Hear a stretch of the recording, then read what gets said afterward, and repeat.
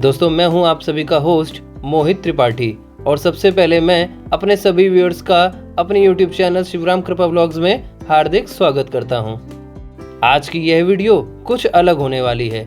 आज मैं किसी भी ट्रैवल डेस्टिनेशन या किसी फूड शॉप को एक्सप्लोर करने नहीं जा रहा, बल्कि आज आपसे कुछ बातें करना चाहता हूं। दोस्तों यह वीडियो मेरे उन सभी व्यूअर्स के लिए है जिन्होंने मुझे इंस्टाग्राम में और यूट्यूब वीडियोस के कमेंट सेक्शन में बहुत से आज के टॉपिक से रिलेटेड मैसेज किए हैं। देखिए, यूट्यूब प्लेटफॉर्म पर मुझे काम करते हुए लगभग 15 महीने हो चुके हैं और आज मैं अपने चैनल पर 10,000 सब्सक्राइबर अचीव कर चुका हूं, जिसके लिए मैं आपको पहले ही धन्यवाद दे चुका हूं और आज भी फिर से एक बार धन्यवाद देना चाहूँगा। तो फ्रेंड्स, आज के इस वीडियो में मैं अब तक का YouTube पर अपना एक्सपीरियंस, कुछ वीडियोस एडिटिंग स्किल्स, अपने गैजेट्स के बारे में, अपने YouTube की इनकम के बारे में और YouTube पर आने के लिए कुछ बिगिनर्स के लिए एडवाइस देना चाहूँगा। तो यह एक डेडिकेटेड वीडियो होने वाला है इन सभी टॉपिक्स पर, तो इसलिए हमारे इस वीडियो को लास्ट तक जरूर देखिएगा। और दोस्तों, मैंने इस वीडियो के कुछ चैप्टर्स बना दिए हैं। अगर आप डायरेक्ट स्विच करना चाहते हैं उस जगह तक तो आप स्विच भी कर सकते हैं। और जैसा कि मैं हर वीडियो में आप सभी से कहता हूं कि दोस्तों, यदि आप हमारे चैनल पर नए हैं, कृपया हमारे चैनल को सब्सक्राइब जरूर कर लें, क्योंकि यहाँ पर मैं आपके लिए ट्रैवलिंग और फूड से रिलेटेड वीडियोस लाता रहता हूँ। तो चलिए आज की वीडियो की शुरुआत करते हैं। तो YouTube प्लेटफॉर्म पर मेरे सफ़र की शुरुआत होती है 14 मई 2021 को सुबह के ठीक 5 बजे। मैंने अपना पहला वीडियो अपलोड किया, वो भी 0 सब्सक्राइबर्स के साथ, और धीमे धीमे 50 सब्सक्राइबर पूरे किए, वो भी अपने फ्रेंड सर्कल, अपने रिलेटिव्स से कहकर, जो कि शायद हर बिगिनर YouTube प्लेटफॉर्म पर आने पर शुरुआत में कुछ ऐसा ही करता है। और सबसे पहले सुबह ही अपना वीडियो अपलोड करते ही 2 मिनट के अंदर ही मेरे पास बैकग्राउंड म्यूजिक को लेकर एक कॉपीराइट आ जाता है और मैं वहीं से ही ये समझ जाता हूँ कि यहाँ काम करना इतना आसान बिल्कुल भी नहीं है। तो उस कॉपीराइट के सॉल्यूशन के लिए मैंने उसी कॉपीराइट से रिलेटेड कुछ वीडियोस देखे और उसको तुरंत रिमूव किया और उसमें YouTube की ही ऑडियो लाइब्रेरी का एक बैकग्राउंड म्यूजिक यूज़ किया। तब किसी तरह मेरा वो वीडियो पब्लिकली अपलोड हो पाया। तो कुछ ऐसी थी मेरे पहले वीडियो की स्टोरी। देखिए दोस्तों, शुरुआत में इतना आगे बढ़ने का बिल्कुल भी नहीं सोचा था और आप इस बात का अंदाज़ा आप मेरे शुरुआत के कुछ वीडियोस को देखकर लगा सकते हैं। मेरी शुरुआत के कुछ ऐसे वीडियोस हैं जिन्हें मैंने पोर्ट्रेट फॉर्मेट में अपलोड किया था, जो कि YouTube गाइडलाइंस के अकॉर्डिंग बिल्कुल ही गलत है। जब शुरुआत में चैनल के वीडियोस पर कुछ कम व्यूज़ आए तो मैंने सोचा कि इन वीडियोस में आखिर ऐसा क्या है कि जो किसी व्यक्ति को अपनी ओर अट्रैक्ट करेगा, क्योंकि जाहिर सी बात है इंडिया में सैकड़ों नहीं हजारों ट्रैवलिंग से रिलेटेड चैनल चल रहे हैं जो कि अच्छा खासा ग्रो कर रहे हैं। तो आखिर मैं अपनी पहचान इतनी भीड़ में कैसे बना पाऊंगा। तब सोचा कि यह स्टेप रातों रात तो पूरा होने नहीं वाला, तो क्यों ना इस सफ़र को कुछ पार्ट्स में डिवाइड किया जाए और धीमे धीमे आगे बढ़ा जाए। तो फ्रेंड्स, मैं सिर्फ अपने कंटेंट में ध्यान देता चला गया और उसके बाद सब्सक्राइबर देखना, व्यूज़ देखना, मोनेटाइजेशन टैब देखना, यह सब कुछ मेरे लिए सेकंड प्रायोरिटी हो गया। मैंने अपनी फर्स्ट प्रायोरिटी में यही रखा कि मैं अपने कंटेंट में किसी भी टॉपिक की ज़्यादा से ज़्यादा जानकारी दे सकूं।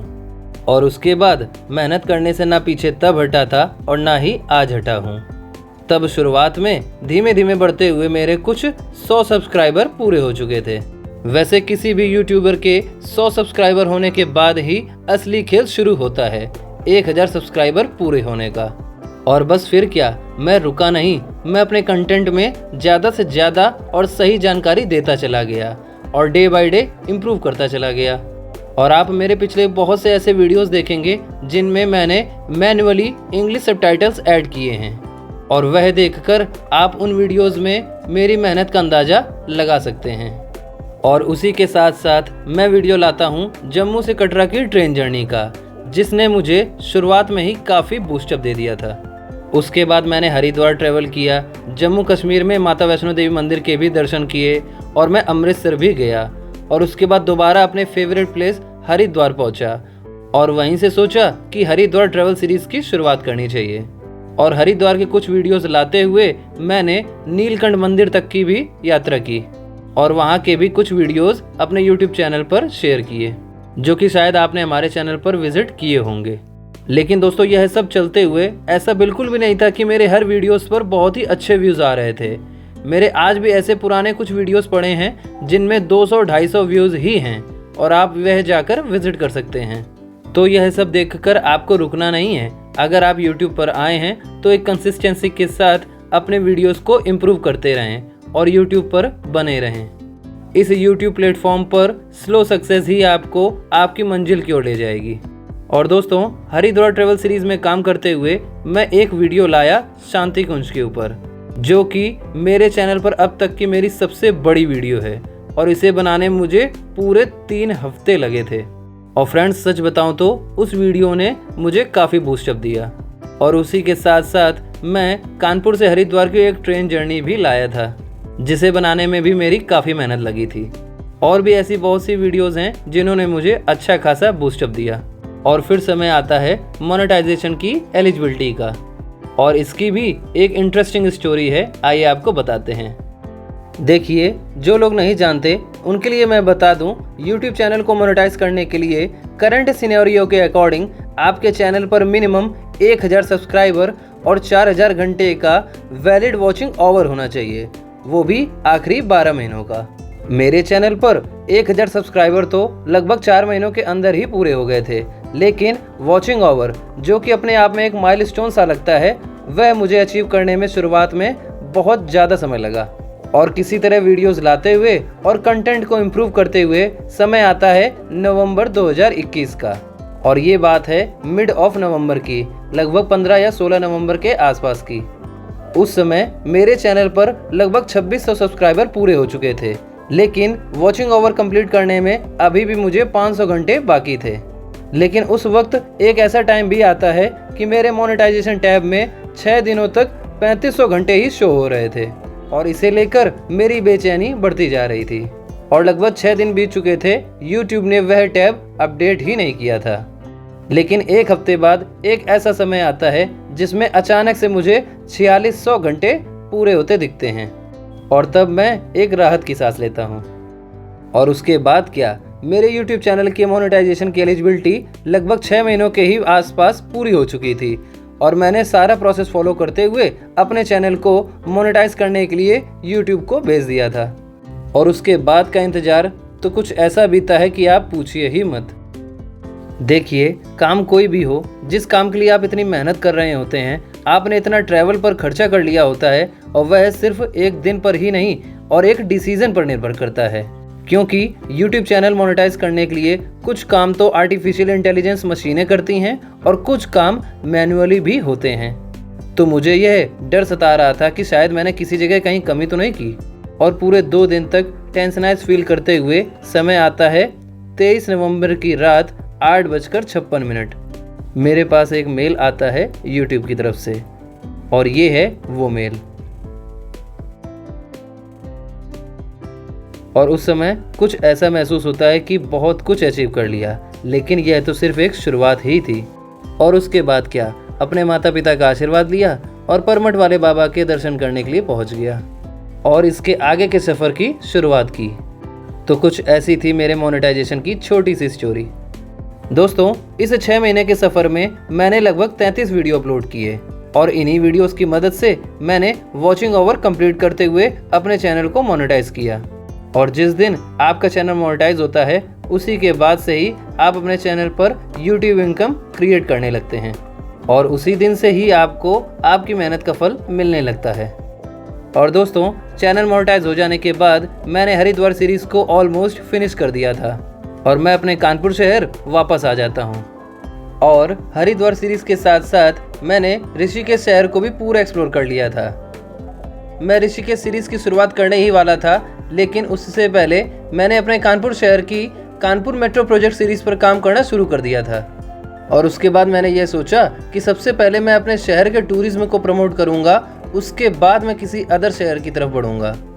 और मेट्रो सीरीज़ के साथ साथ मैंने कानपुर ट्रैवल सीरीज़ की भी शुरुआत की, जिसके अब तक 18 एपिसोड पूरे हो चुके हैं। तो फ्रेंड्स, कुछ ऐसा सीन चल रहा है हमारे इस चैनल पर। मुझे आप सभी का प्यार और सपोर्ट इसी तरह मिलता रहे, बस मैं आपसे यही चाहूँगा। हाँ तो दोस्तों, नवंबर 2021 से अगस्त 2022 तक के बीच 9 महीनों तक के सफ़र में मैंने 46 वीडियो अपलोड किए।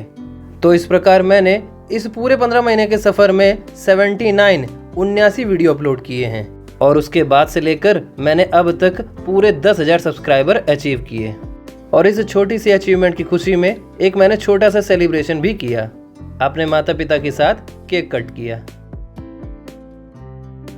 और 28 अगस्त 2022 को फूलबाग पार्क में एक छोटा सा मीटअप भी प्लान किया था आप सभी के साथ।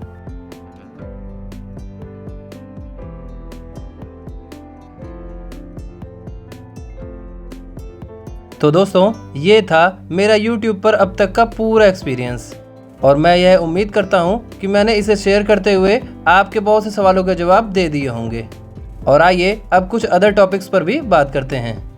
अब मैं बात करूँगा आपसे वीडियो एडिटिंग स्किल्स की। देखिए फ्रेंड्स, सबसे पहले तो आपको यह ध्यान रखना होगा कि आप वीडियो शूट करते समय सबसे ज़्यादा स्टेबिलिटी पर ध्यान दें। यदि आपके वीडियो की स्टेबिलिटी मेंटेन रहेगी तो देखने वाले को आपका वीडियो उतना ही ज़्यादा पसंद आएगा। और इसके लिए आप किसी नॉर्मल गिम्बल या छोटे ट्राइपॉड्स का यूज़ कर सकते हैं, या इन चीज़ों के बिना भी आप अपने हाथों को कंट्रोल करके भी वीडियो को शूट करें और तभी आपकी स्टेबिलिटी मेंटेन रह पाएगी। चलिए, यह तो हो गई स्टेबिलिटी की बात। अगर आप मोबाइल कैमरा से शूट करते हैं, जो कि शायद आज के समय में सबसे ज़्यादा लोग यूज़ कर रहे हैं, तो इसका आप ध्यान रखें कि आपके मोबाइल फ़ोन में कैमरा रिजोल्यूशन 1080 पिक्सल और फ्रेम 30 FPS यह मिनिमम रिक्वायरमेंट होनी चाहिए। वैसे आजकल के कुछ ऐसे भी मोबाइल कैमरास आ रहे हैं जिनमें 60 FPS और 4K 30 FPS मोड भी दिए गए होते हैं। यदि आप कुछ बेटर रिजल्ट पाना चाहते हैं तो आप 60 FPS यूज़ करें, और यदि यह आपके फ़ोन में सपोर्ट नहीं करता तो आप 30 FPS को ही प्रेफर कर सकते हैं। और बिगनर्स के लिए मैं 4K मोड में शूट करने के लिए बिल्कुल भी नहीं कहूँगा, अदरवाइज आपको डाटा और स्टोरेज के लिए आपकी समस्या बढ़ जाएगी। चलिए अब बात करते हैं, आपने वीडियो तो शूट कर लिया, अब उसे एडिट कहाँ करें। देखिए फ्रेंड्स, किसी एक एडिटिंग ऐप का नाम लेना बिल्कुल भी सही नहीं होगा। आप खुद ही YouTube में सर्च करके एडिटिंग ऐप्स अपने मोबाइल में इंस्टॉल कर सकते हैं और शुरुआत में उसका पेड वर्जन लेने से बचें। चलिए अब बात करते हैं अपने कुछ गैजेट्स के बारे में जो इस समय मैं यूज़ कर रहा हूँ। देखिए दोस्तों, मैं किसी भी प्रोफेशनल डिजिटल कैमरे का यूज़ नहीं करता, बल्कि मैं अभी अपने मोबाइल फ़ोन के कैमरे से ही वीडियो शूट कर रहा हूँ। चैनल की शुरुआत से लेकर अभी के कुछ हफ्तों पहले तक के जो वीडियोस हैं वो मैंने Realme 7 के कैमरे से शूट किए हैं। इसका जो मेन कैमरा है वह 64 मेगापिक्सल का है और इसके साथ ही मुझे 8 मेगापिक्सल का भी वाइड एंगल कैमरा मिल जाता है। और फ्रेंड्स, मैंने जो कुछ भी अभी तक वीडियो एडिटिंग सीखी है वह इस मोबाइल से ही सीखी है। इस मोबाइल की प्राइस रेंज ना बहुत ज़्यादा है और ना ही बहुत कम, और यह फ़ोन आपको 15 से 20 हज़ार की रेंज के आसपास मिल जाता है। तो यदि आप YouTube पर आए हैं तो इस तरह के किसी भी मोबाइल फ़ोन कैमरे को प्रेफर कर सकते हैं। लेकिन दोस्तों, अभी कुछ हफ्तों पहले तक मैंने इसे भी यूज़ करना अब बंद कर दिया है और मैंने एक नया मोबाइल फ़ोन परचेस किया है और ये है Samsung Galaxy A73 5G। और दोस्तों, यह जो फ़ोन है यह मेरी अब तक की सारी रिक्वायरमेंट्स पूरी करता है और मैंने इसे सिर्फ इसके कैमरा सेटअप को लेकर ही परचेस किया है। दोस्तों, मेरी रिक्वायरमेंट यह थी कि मैं जिस प्राइमरी कैमरा को यूज़ करूं उसमें मुझे कुछ वाइड एंगल कैमरा की भी फील आए, जो कि मुझे इस फ़ोन के इस कैमरे में मिली। और आप इसमें बहुत ही स्मूथली 1x से 2x पर स्विच कर सकते हैं। और दोस्तों, मुझे इसका 60 FPS मोड भी बहुत पसंद आया और आने वाले समय में मैं 4K 30 FPS मोड को भी स्विच करूँगा। और आने वाले समय में जितने भी आपको वीडियोस देखने को मिलेंगे वह इसी फ़ोन के कैमरे से शूट किए जाएंगे। यह फ़ोन 8 GB रैम और 256 GB स्टोरेज सपोर्ट करता है। और दोस्तों, इसमें एक अल्ट्रा वाइड एंगल कैमरा भी है जो कि 12 मेगापिक्सल का है और जो कि मुझे इस प्राइस रेंज के अंदर किसी भी मोबाइल कैमरा में देखने को नहीं मिलता। ज़्यादातर सभी मोबाइल 8 मेगापिक्सल का ही अल्ट्रा वाइड कैमरा प्रोवाइड करते हैं। और दोस्तों, मैं इसके रिव्यू को लेकर ज़्यादा डीप में नहीं जाऊंगा, बाकी जानकारी आप इंटरनेट से खुद ही ले सकते हैं। लेकिन एक क्वेश्चन यह उठता है कि क्या मोबाइल कैमरे से ही वीडियो शूट करना बेटर रहेगा या किसी डिजिटल कैमरे को स्विच किया जाए। देखिए दोस्तों, अगर आप किसी फ़ोन कैमरा का यूज़ करते हैं तो यह आपके काम को कुछ आसान बना सकता है। और ऑफ कोर्स यह तो आप इतना जानते ही होंगे कि यह यूज़ करना कुछ ईजी टू हैंड रहेगा और आप वीडियो की एडिटिंग भी अपने मोबाइल में ही कर पाएंगे। वैसे दोस्तों, आने वाले कुछ महीनों बाद मैं GoPro Hero 10 की तरफ स्विच करने के लिए सोच रहा हूँ। अगर मुझे इससे कुछ पॉजिटिव रेस्पॉन्स मिलता है तो यही मैं कंटिन्यू रखूँगा, अदरवाइज़ मैं GoPro की तरफ स्विच करूँगा। चलिए अब बात करते हैं कुछ स्टोरेज को लेकर। देखिए, स्टोरेज के लिए आप SanDisk के इस SD कार्ड को प्रेफर कर सकते हैं। मेरे पास 128 GB के 3 SD कार्ड इस समय मौजूद हैं और मैं सबसे पहले एक 256 GB का SD कार्ड भी खरीद चुका हूं, जो कि इस मोबाइल में लगा है, जिससे मैं अभी वीडियो शूट कर रहा हूं। तो इस प्रकार मेरे पास SanDisk के 4 SD कार्ड हैं। दोस्तों, मैं हार्ड डिस्क पर भी स्विच कर सकता हूं, लेकिन वो मैं कभी आगे इन फ्यूचर ट्राई करूंगा। अभी शुरुआत के लिए मैं इन्हीं को ही प्रेफर करना बेटर समझता हूँ और मैं बिगिनर्स को भी यह एडवाइस देना चाहूँगा कि वे भी इन्हीं का ही यूज़ करें। लेकिन अब एक बात और यह है कि मैं नए मोबाइल को भी परचेस कर चुका हूँ, जिसमें 256 GB तक का स्टोरेज दे रखा है और मैं उसे 1 TB तक एक्सपेंड कर सकता हूँ। तो इस प्रकार मैं 512 GB तक के SD कार्ड को भी इसमें इंस्टॉल कर सकता हूँ। तो दोस्तों, मुझे स्टोरेज की किसी तरह की कोई प्रॉब्लम नहीं होने वाली।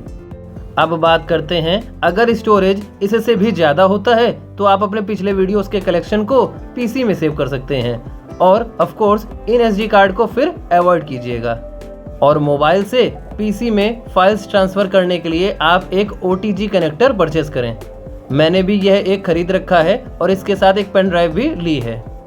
आप इन दोनों को आपस में कनेक्ट करके अपने मोबाइल के इस Type-C पिन में लगाइए और अपना डाटा ट्रांसफ़र करके आप इसे PC में शेयर कर सकते हैं। चलिए अब सबसे इम्पोर्टेंट बात करते हैं माइक की। देखिए दोस्तों, आपकी आवाज़ बहुत ज़्यादा रोल प्ले करती है YouTube वीडियोज़ में। जितनी ज़्यादा वीडियो की क्वालिटी ज़रूरी है, उतनी ही ज़्यादा आपकी वॉइस भी क्लियर होनी चाहिए। मैंने भी कई प्रकार के माइक ट्राई करने की सोचा था, जैसा कि सब लोग करते हैं। सबसे पहले शुरुआत की और मैंने परचेस किया यह बोया M1 माइक। शायद कोई सिंगल यूट्यूबर या यूट्यूब पर आने वाला कोई भी व्यक्ति इस माइक के बारे में ना जानता हो, तो मैंने भी इसे परचेस किया और शुरुआत के कुछ वीडियोस में इस माइक को मैंने यूज़ किया था।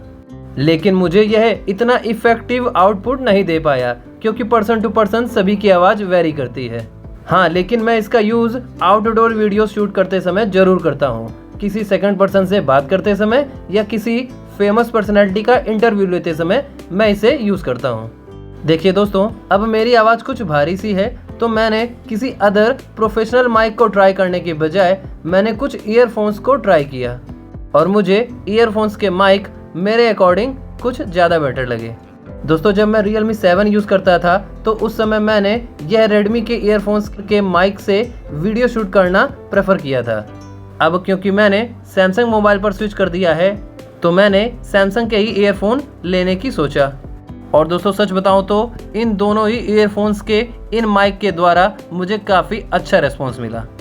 देखिए दोस्तों, यदि आप सैमसंग का यही ईयरफोन परचेस करना चाहते हैं तो याद रखिएगा, यह Type-C सपोर्टेड ईयरफोन है, क्योंकि आजकल जितने भी स्मार्टफोन्स आ रहे हैं उनमें आपको सर्कुलर जैक देखने को नहीं मिलता। तो आप इस Type-C पिन, जो कि आज हम सभी लोग नॉर्मली चार्जिंग पॉइंट में यूज़ करते हैं, उसी का ही आपको ईयरफोन परचेस करना पड़ेगा। अदरवाइज आपको यह USB Type-C headset Jack adapter खरीदना होगा।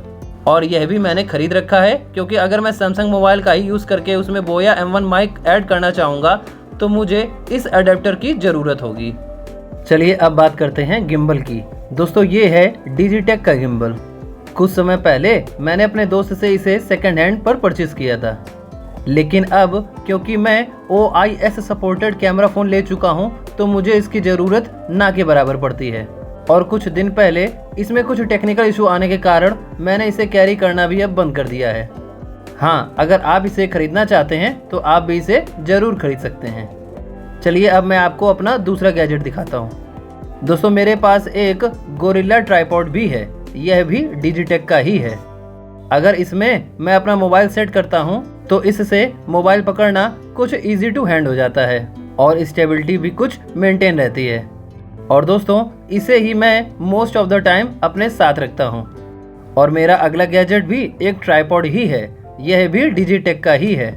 अगर मैं किसी प्रोग्राम को शूट कर रहा हूँ, जैसे गंगा आरती शूट करते समय मैंने इसका यूज़ किया है, किसी फेमस पर्सनैलिटी का इंटरव्यू लेते समय भी मैं इसका यूज़ करता हूँ और तब यह मेरे लिए काफ़ी हेल्पफुल रहता है और इसकी स्टेबिलिटी ऑफ कोर्स वह तो मेंटेन रहती ही है। तो फ्रेंड्स, ये थे कुछ गैजेट्स जो कि मैं करंट टाइम में यूज़ कर रहा हूँ। और दोस्तों, ये सभी गैजेट्स मैंने अपनी यूट्यूब इनकम से ही परचेस किए हैं और मैंने इन्हें टाइम टू टाइम खरीदा है, ना कि एक साथ। चलिए दोस्तों, अब तक हमने अपने एक्सपीरियंस की बात की, कुछ वीडियो एडिटिंग स्किल्स के बारे में जाना और मैंने आपको अपने कुछ गैजेट्स भी दिखाए जो कि मैं यूज़ करता हूं और आपको भी इनमें से कुछ को यूज़ करने के लिए सजेस्ट किया। अब बात करते हैं YouTube अर्निंग की, जो कि मोस्ट ऑफ द लोगों का सबसे ज़्यादा क्वेश्चन रहता है। देखिए दोस्तों, अगर आप बिगिनर हैं और यह सोचते हैं कि YouTube आपको बहुत पैसे देगा, ऐसा बिल्कुल भी नहीं है। YouTube पर ज़्यादातर पैसा पेड प्रमोशन से ही क्रिएट होता है और जितने भी बड़े यूट्यूबर्स हैं वह सभी अपनी अर्निंग पेड प्रमोशन से ही करते हैं। और सोशल मीडिया में ऐसे बहुत से रूमर्स फैला रखे हैं लोगों ने कि YouTube में व्यूज़ का पैसा मिलता है। दोस्तों, ऐसा बिल्कुल भी नहीं है। जो आप वीडियो अपलोड करते हैं उनमें जो एड्स चलते हैं उन्हीं का ही YouTube आपको पैसा देता है और यह भी आपके चैनल की अलग अलग कैटेगरीज पर डिपेंड करता है कि आपका चैनल किस कैटेगरी के अंडर में आता है। अब सोशल मीडिया पर कुछ लोग ऐसा कहते हैं कि 5000 व्यूज़ पर $1 बनता है और कुछ कहते हैं 1000 व्यूज़ पर $1 बनता है। दोस्तों, आप सभी इन अफवाहों से बिल्कुल बचें। दोस्तों, यह सब कुछ आपके वीडियो पर चलने वाले एड्स की संख्या पर डिपेंड करता है। मेरे तो कुछ ऐसे भी वीडियोस हैं जिनमें 500 व्यूज़ पर भी मैंने $1 क्रिएट किया है, लेकिन उस वीडियो में मेरे मिनिमम 3 एड्स तो चल ही जाते हैं और वो वीडियो 20 से 25 मिनट के ऊपर की होती है। और यह भी डिपेंड करता है कि आपका वह वीडियो क्या बाहरी कंट्री में भी देखा जा रहा है क्या, क्योंकि बाहरी कंट्रीज का CPM इंडिया के CPM से बहुत ज़्यादा अलग है और ज़्यादा है। अगर आपके चैनल पर किसी यूरोपियन कंट्री से ट्रैफिक आता है तो आप समझिए आपकी तो बल्ले बल्ले हो गई। जी हाँ दोस्तों, तब आपकी YouTube अर्निंग लगभग 2 गुना और 3 गुना तक हो जाती है।